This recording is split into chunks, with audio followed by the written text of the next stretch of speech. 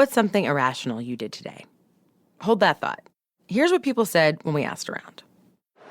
I spent more money on a flight because I had credit card points that I could use, even though I could have used them on anything, but I just bought a more expensive flight. The most irrational thing I did today was started a fight over nothing with my husband.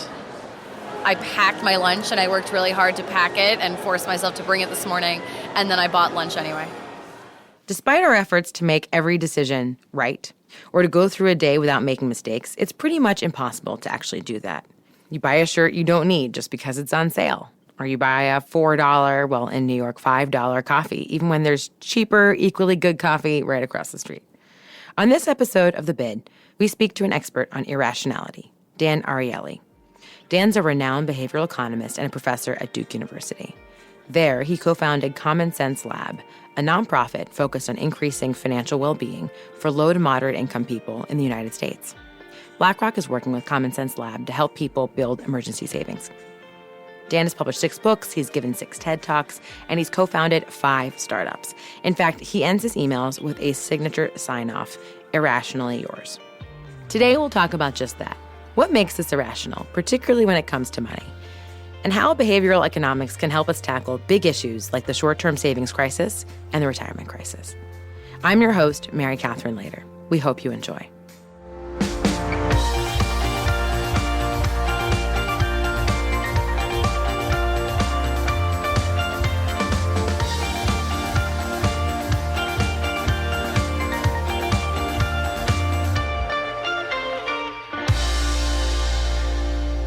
Dan, thank you so much for joining us today.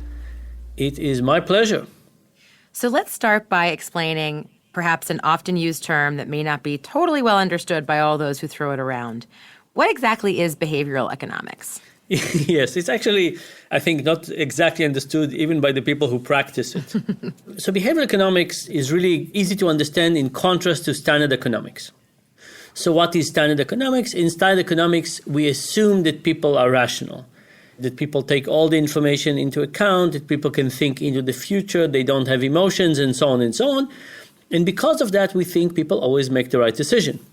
In behavioral economics, we say, not so fast. Let's not make assumptions about people.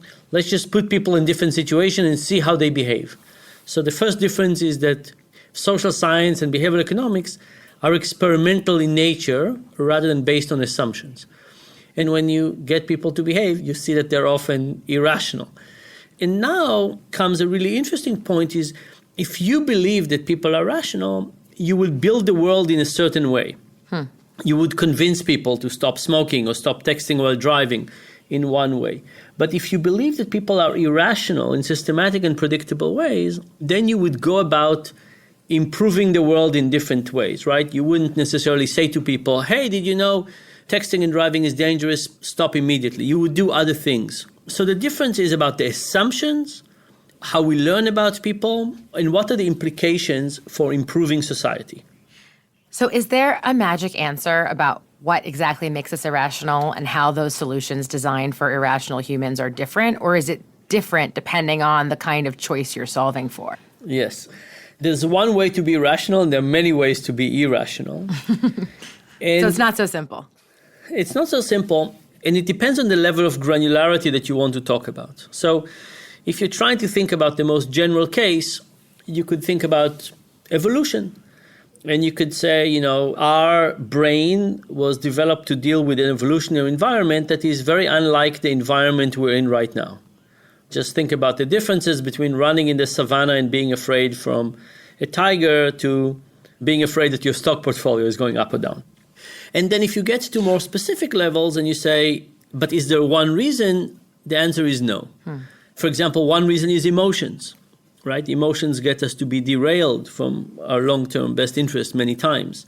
We have things that have to do with our difficulty in computing things, difficulty in holding multiple hypotheses in mind, difficulty of think many steps ahead. So there are many, many things that we do wrongly on this specific level, but they all stem from this fact that we're basically utilizing brain mechanism, think about them as tools, in a way that they were not designed for. We talk a lot on this podcast about the choices people make around money, whether they're professional investors or individuals. You started Common Sense Lab, essentially a research organization to help focus on better decision-making around money. What is specific to irrationality when it comes to how people engage with money? Yeah. Can I ask you, if you thought about your biggest money mistake, what was it? It's not investing enough soon enough. It's waiting too long to try to make the perfect decision. Yeah. So one is procrastination, just delaying. Right. And that actually has a few causes to procrastination. And then the second thing is not sacrificing enough now for the future. Yeah. Right? Which is, you say, I see a new bicycle now, I really feel like it, it's really wonderful. If I delay it for the future, how exciting is that? Not very exciting. So if you think about the process of decumulating wealth and making the rational decision, it's really, really very tough. You need to know how long you're likely to live and what will you need at retirement. If I told you were going to die at age 50, life is much simpler from computing how much you need to save. Right. But if you don't know if you live to 60 or 100, now things are very difficult. So the thing about money is both that it's a wonderful, wonderful invention. It's at the level of the wheel in terms of its contribution to society. It's unbelievable what this abstract notion is doing to us as a society in a good way. At the same time, really hard to think about it. And I'll give you one example. We went to a Toyota dealership a few years ago. And these were people who went to meet the dealer. They knew what the price of the car was, and they had to decide yes or no. And we stopped them and we say, look, if you're going to go ahead and buy this car, what would you not be able to do? What is it coming instead of? What is the opportunity cost? And people had no answer. Why? Because they never thought about it. So we pushed them, and then the most common answer we got was, if I go ahead and buy a Toyota, I can't buy a Honda, which of course is not the answer we were looking for. Right? The answer we were looking for is, this is going to be instead of 3 weeks vacation for the next 3 years and 700 lattes and 16 books and so on. It turns out that the most beautiful thing about money, which is that we can buy lots and lots of things with it, is also what makes it really hard to think about. The abstract notion. So if I gave you now $3, what exactly did I give you? Right? How do you think about it? Do you think about the marginal value of $3? No. By the way, as a simple representation, we find that we have a much easier time getting people to do something for a cappuccino than for $3. That's fascinating. Wait, they didn't trust you when you offered them $3? They didn't understand the value's different to everybody? It's the representation, right? Imagine I was on a street corner, I say, hey, excuse me, would you fill a survey for $3? What exactly is this $3 giving you? Now, it could give you a cappuccino, but could give you lots of other things. Right. But at that moment, you're not thinking about a cappuccino or even something better. But when I say, would you fill a survey for 10 minutes for a cappuccino, now all of a sudden you represent the value of what you're getting. And that's part of the challenge with money is we have a hard time representing the value of money. And because of that, we make lots of mistakes in how we spend. So what are some practical, real-world examples of trying to help people make better decisions about money, and particularly decisions in the moment that have the kind of future implications you're talking about? So I'll tell you about some tricks we found in the lab, and there's a digital wallet called Capital that implemented it. There's some things that are bills that are just coming out. But the things we have control over is discretionary spending. Restaurants, cabs, coffee, beer, supermarkets. Right. Now, if you give people a monthly budget for these things, we find that people run out very quickly. Let's say your monthly budget is $2,000. You look at it at the beginning of the month, you say, look at me, I'm so rich, I have $2,000. And 2 weeks later, you're at zero. So we found out that a month is too long of a time frame to plan. So we pushed it for a week. And then we found out that a week that starts on Friday is very different than a week that starts on Monday. If the week starts on Friday and I give you $500 in this spending account, people spend way too much on the weekend. If I put it up on Monday, people savor for the weekend. So this company called Capital took this idea seriously, and they give people a prepaid debit card, and they load up the amount of money that you need for the week every Monday. And they show you how much money do you have from your plan. So that's one trick, right? And of course, you could do it yourself. You don't have to do it with somebody else. But the idea is a month is too long. Get it to be weekly. Start the week on Monday. Picking the right number, is a whole other question, I'm sure. Yeah, that's right. It's not easy to pick a number. And a dangerous thing to do is to see what have I been spending so far and just using that number, because that's a recipe for repeating past behavior. What you really want to figure out is what kind of joy am I getting? And that's another study we did, was we asked people to look at their spending. And for each spending event, we asked them to what extent they were happy with this and to what extent they regret it. You know, when we buy things, it's always with an eye to the future. How would I feel if I got this? How would I feel if I did this? We don't very often go back and reflect on what we've done and say, was this a good decision or a bad decision? And when we get people to do that, there's lots of categories that people say, I did spend way too much money on that. By the way, the leading category that people regret is eating out. And it's not because eating out is a bad idea. It's because they eat out, they eat too much, they drink too much, and they regret all of those the next day. So trick number one is weekly budget starts on Monday. Trick number two is from time to time, think about what makes you happy. And part of the challenge in the world is that everybody wants something from us, right? Every app, every coffee shop, everybody wants our time, money, or attention right now. And because they design the environment, they have a really easy time derailing us from our goal. So let's say you go to the supermarket and you have a goal of what you want to get. The supermarket also has a goal. Right. It's just not the same as yours. Right. And guess what? They decide what's going to wait for you by the cash register, right? And they decide to put things in there that would ignite your emotions and get you curious and make it likely that you will buy it. They don't put the tomatoes and cucumbers there. So another important thing is to try to kind of remember what we're working towards, what we really want, and not be swayed as much by the environment. And that's also why having a discretionary spending is good. For example, I'll give you my own example. I think I need to change my car in 3 years. And every time I get a salary, there's a fixed amount of money that goes to a separate account for my future car. And I don't trust myself that if it's in my checking account, I could just say, oh, here is my balance minus something. I basically want to see the balance actually reflecting more correctly what I have. And for the goals I want, I try to move the money to those goals automatically so that it accumulates and I don't have to worry about it. Is this what you call choice architecture? All of this is part of choice architecture, absolutely. So choice architecture is the idea that the design of the environment really matters. You design the environment one way, you'll behave one way. If you put the fruits and vegetables in your refrigerator in the bottom opaque drawer, you will not get to it very often, and by the time you do, they'll rot. If you put them at eye level, you'll eat more fruits and vegetables, right? If you set up things to move money automatically to some categories, you'll have money for those categories. If it doesn't, you'll find ways to spend it on other things. So then how does this apply in the context of professional investors? So you could argue the incentive is pretty clear. A professional investor, a portfolio manager has to make money to earn a return. Whereas maybe in our personal lives, as you've been talking about, sometimes it's hard for us to be really honest about our goals or to size them appropriately. What have you learned about choice architecture or controlling for the irrationality in investing in public markets, for example? Yeah, so this belief that the moment we become professional, we become somehow better is really interesting. So you could say, maybe if it's not your money, you don't care so much. So you're not as emotionally invested.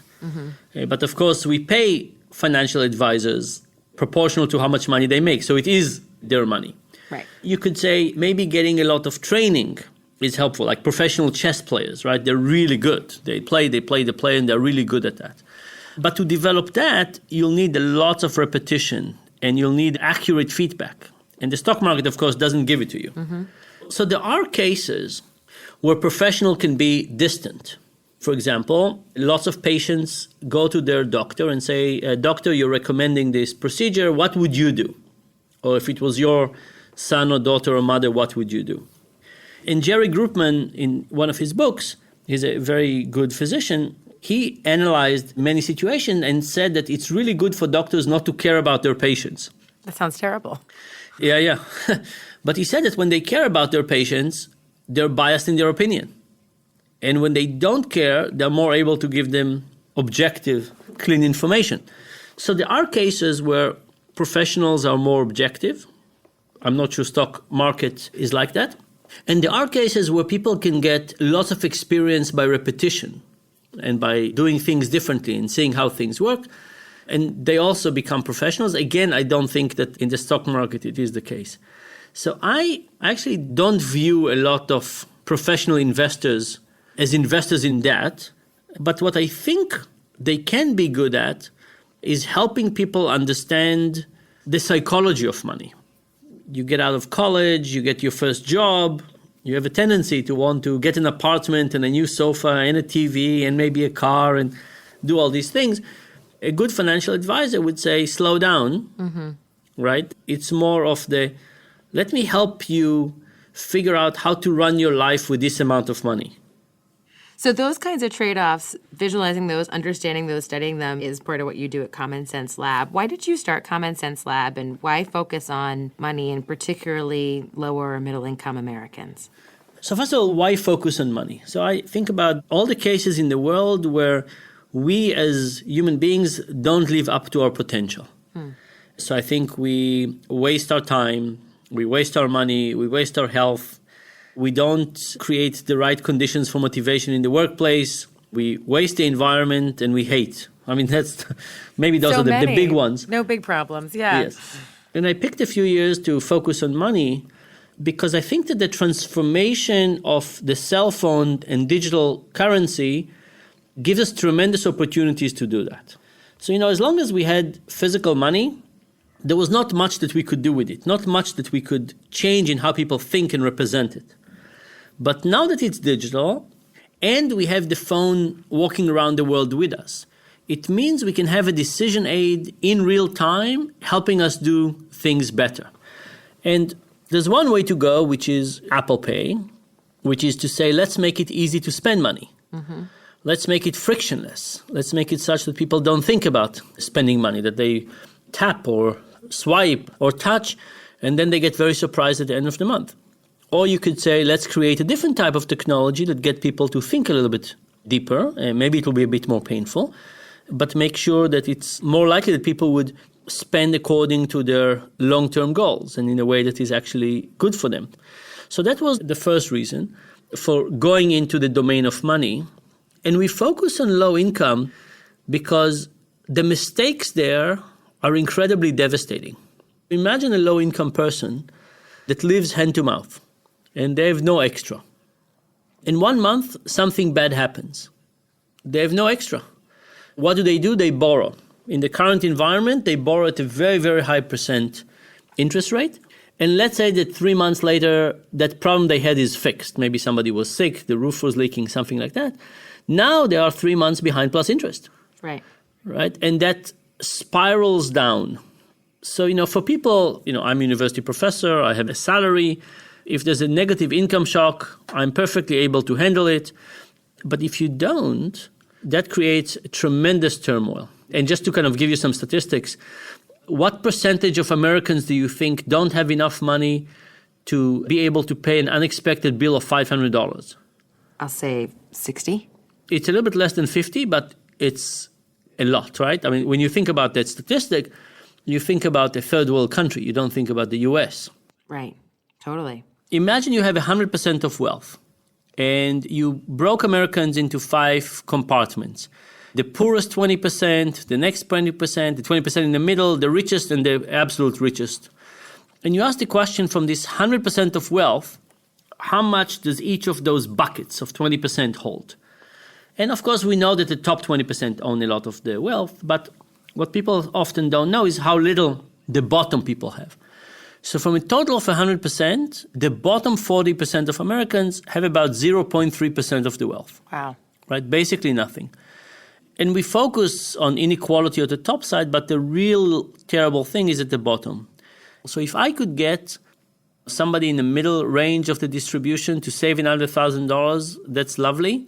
But if I can get somebody at the bottom end of the distribution to save $500, I could protect them from some serious downsides. And you could ask, can they save? And the answer is yes. And we've shown it in slums in Africa when we can get people who live on $10 a week to save some money for a rainy day. And we've shown that if you just open an account for people and you call it a saving account for their kids and you put a tiny amount of money in it, people start thinking of their kids differently. All of a sudden, the parents said, oh, my goodness, this kid is 2 years old, but, has a college savings account. Right. And they start reading to them more and all kinds of things happen. So money is not just a way to accumulate wealth. It's also a way for people to think about themselves. And in some of the research, it's shown that, let's imagine somebody who owes $10,000 on a credit card debt. And you could say, what should I do first? Should I get them to pay it first or to build a little savings account? And the rational answer is get them to put as much as possible toward the debt because they pay higher interest rate on that than they make from their savings account. Right.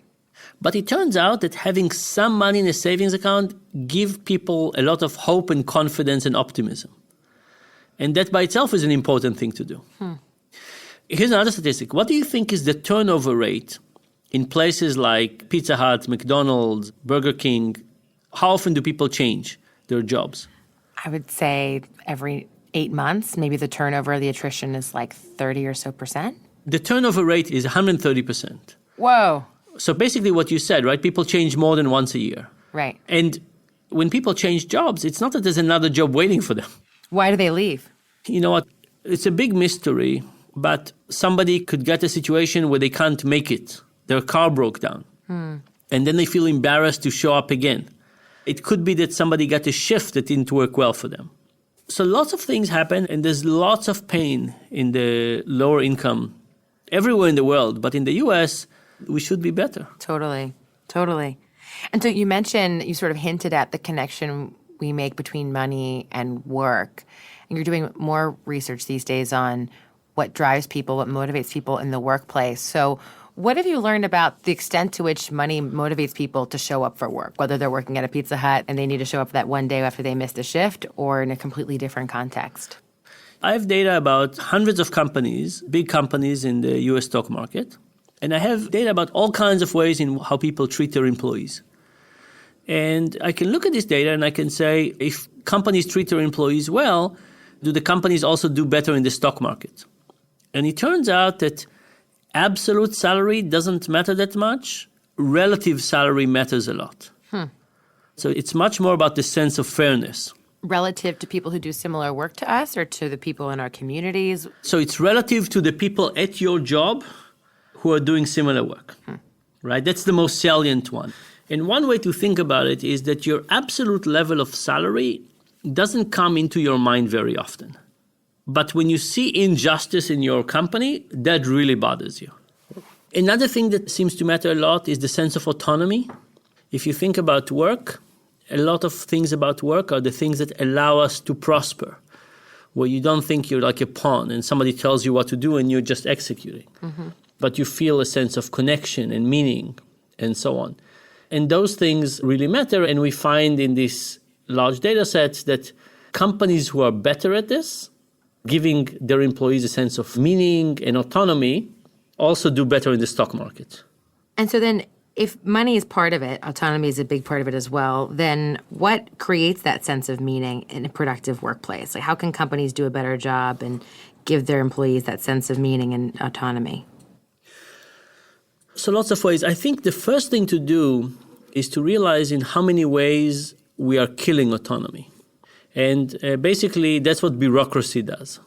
Think about what bureaucracy is. Bureaucracy is basically the company saying to the employee, we don't trust you, right? And it could be, we don't trust you that when you go to dinner, you're doing the right thing. So we want to see the receipt and we want an essay about who you met and we want a recording of all the things. So one thing we need to start doing is to realize the cost of bureaucracy, the cost of lack of trust. to employees. And then the second thing about giving autonomy is that we need to understand that while giving autonomy, there are pluses and negatives, just that the plus outweighs the negative. I'll give you an example. If I have a new person in my research lab comes in, the easiest thing for me to do is to meet them on the first day and say, here's the project you're on, go.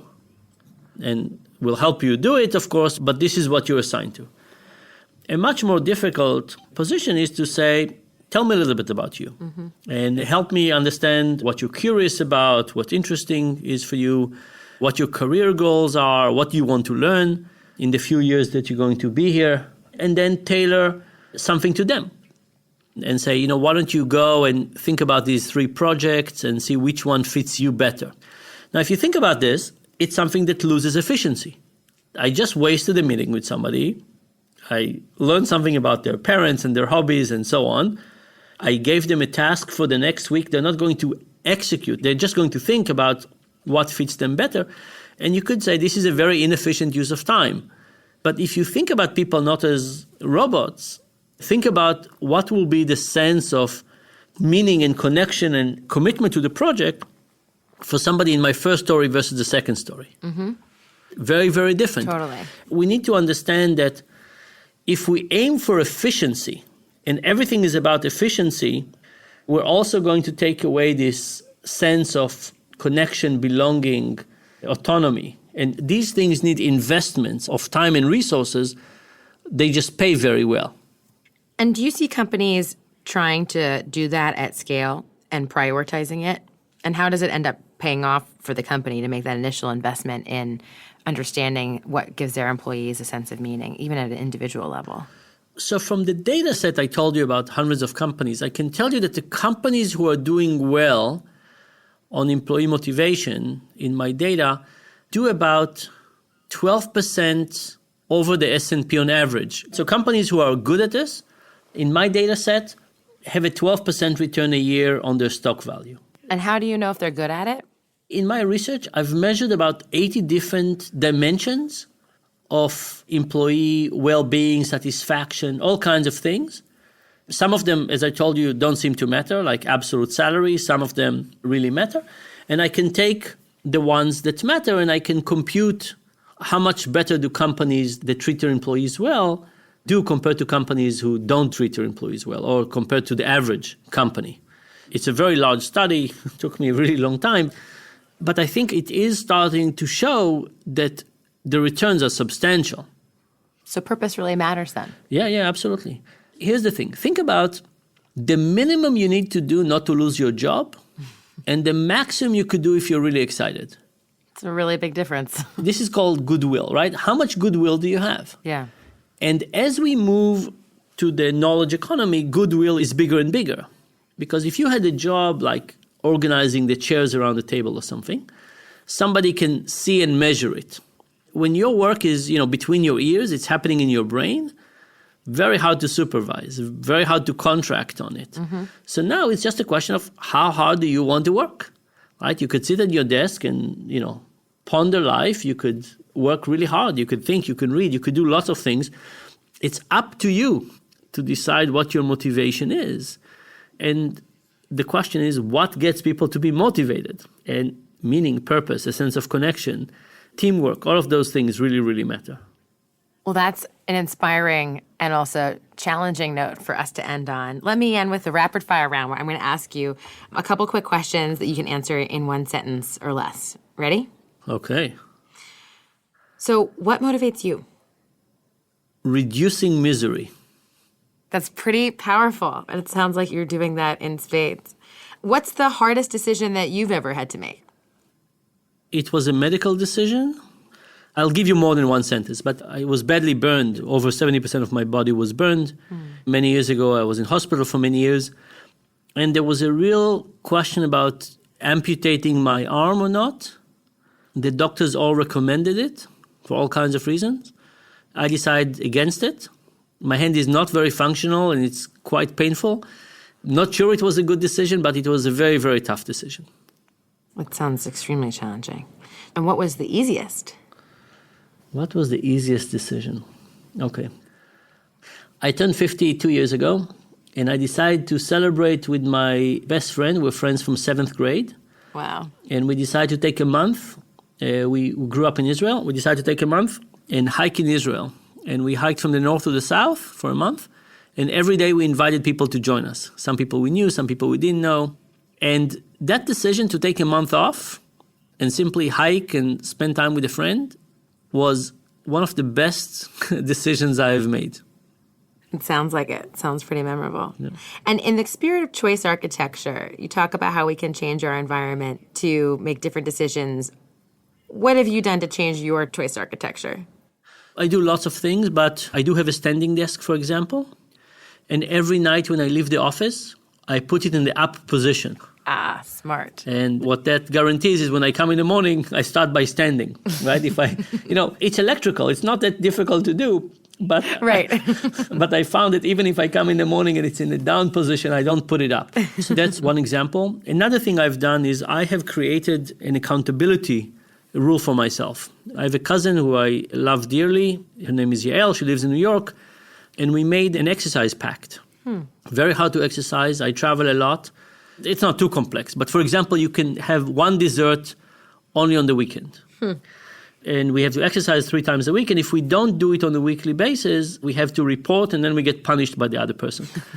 And that system of accountability really helped me gain much better control over my health, both eating and exercise. Plus, I get to talk to my lovely cousin. One last question. In your spare time, you're a chef. You're actually working on a book about cooking. What's your favorite dish to make? So first, this book is like my Moby Dick. One day I'll write it.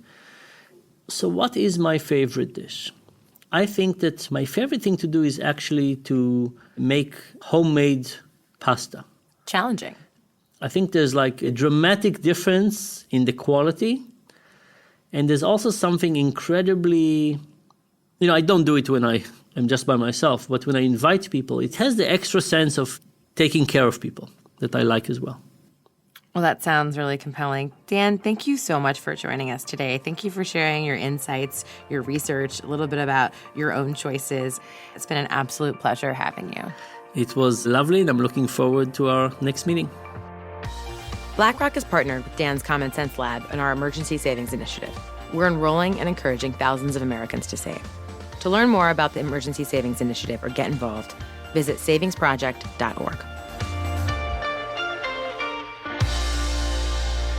This material is for informational purposes and is prepared by BlackRock, is not intended to be relied upon as a forecast, research, or investment advice, and is not a recommendation, offer, or solicitation to buy or sell any securities or adopt any investment strategy. The opinions expressed are as of the date of publication and are subject to change. The information and opinions contained in this material are derived from proprietary and nonproprietary sources deemed by BlackRock to be reliable and are not guaranteed as to accuracy or completeness. This material may contain forward-looking information that is not purely historical in nature. There is no guarantee that any forecast made will come to pass. Reliance upon information in this material is at the sole discretion of the listener. Past performance is not indicative of current or future results. This information provided is neither tax nor legal advice, and investors should consult with their own advisors before making investment decisions. Investment involves risk, including possible loss of principal. This material is not an offer to sell or an invitation to apply for any particular product or service. In the U.S., this material is intended for public distribution. In Singapore, this is issued by BlackRock Singapore Limited, co-registration number 2000100143N. In Hong Kong, this material is issued by BlackRock Asset Management North Asia Limited and has not been reviewed by the Securities and Futures Commission of Hong Kong. In Australia, issued by BlackRock Investment Management Australia Limited ABN 13006165975 AFSL 230523 BIMAL. The material provides general information only and does not take into account your individual objectives, financial situation, needs, or circumstances. In Latin America, this material is for educational purposes only and does not constitute investment advice nor an offer or solicitation to sell or a solicitation of an offer to buy any shares of any fund. No securities regulators in Latin America have confirmed the accuracy of any information contained herein. The provision of investment management and investment advisory services is a regulated activity in Mexico, thus is subject to strict rules. For more information on the investment advisory services offered by BlackRock Mexico, please refer to the Investment Services Guide available at blackrock.com/mx. Copyright 2019, BlackRock, Inc. All rights reserved. BlackRock is a registered trademark of BlackRock, Inc. All other trademarks are those of their respective owners.